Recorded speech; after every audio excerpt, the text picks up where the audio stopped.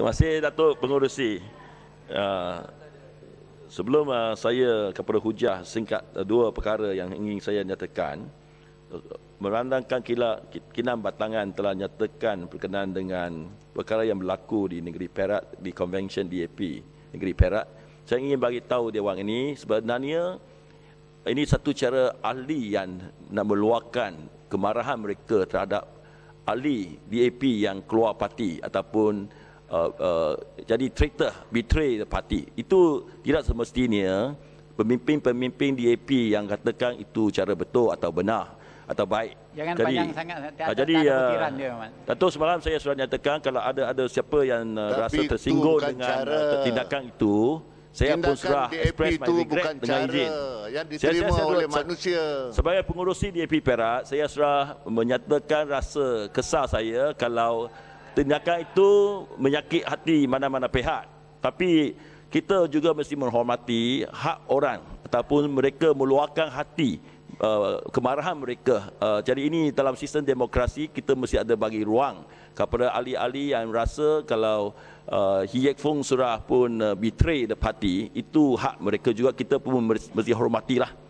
Datuk Pengerusi, dua perkara saya ingin bangkitkan di peringkat jawatan kuasa berkenaan dengan Kementerian Pengangkutan M Maksud Bekalan dan Pembangunan 28 ialah perkara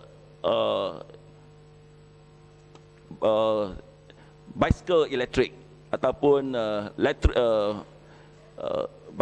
bicycle yang diimport dari luar negeri, dan sudah ada keraguan yang berlaku di masyarakat kami hari ini ialah pada mulanya dianggap bicycle ni yang menggunakan elektrik bermotor ni dibenarkan tanpa tidak perlunya kelulusan JPJ, dan memang ia agak luas dibeli oleh rakyat.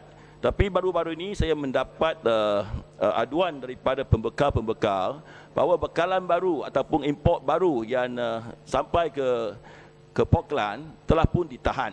Jadi saya ingin mendapat penjelasan daripada Menteri Pengangkutan, apakah keadaan sebenarnya, adakah bicycle elektrik ini dibenarkan ataupun mesti ada kelulusan tertentu yang perlu diperolehi. Haruslah ini diperjelaskan supaya keraguan ini tidak timbul lagi. Lagi satu masalah yang timbul, Datuk Pengerusi, ialah setiap kali kalau kita nampak pegawai-pegawai JPA menjalankan, menguatkuasakan undang-undang jalan raya, kita boleh nampak lori berbaris-baris berhenti di tepi jalan. Yang biasanya masalahnya ialah dikatakan lori-lori ini telah mengangkut barangan lebih berat daripada yang dibenarkan. Dan rintihan yang senantiasa dikemukakan atau diluahkan oleh pengusaha-pengusaha lori ini ialah bahawa kalau mereka tidak membawa muatan yang mencukupi, ia tidak akan menguntungkan.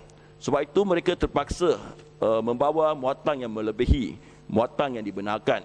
Dan di kawasan saya dan juga lain-lain kawasan, sudah oleh kerana isu ini sudah berluasa satu sistem rasuah yang sedang berjalan, di mana lori-lori yang membawa muatan berlebihan ini terpaksa secara bulanan membayar rasuah kepada pegawai-pegawai polis tempatan ataupun pegawai-pegawai JPJ yang berkenaan supaya mereka tidak memberhentikan lori-lori mereka.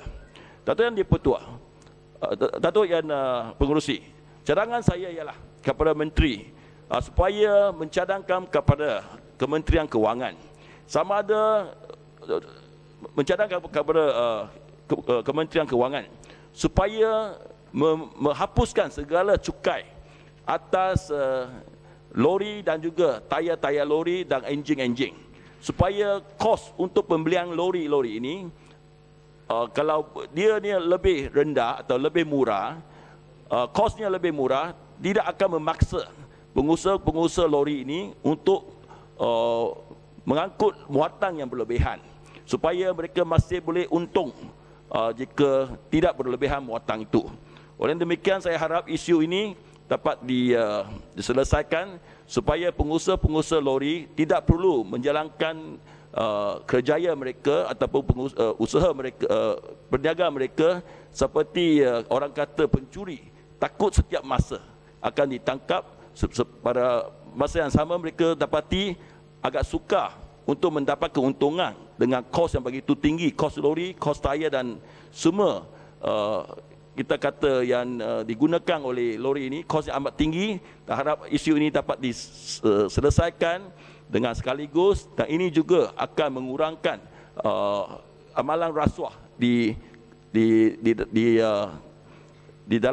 kalangan masyarakat Malaysia yang tercinta ini. Terima kasih Datuk Pengerusi.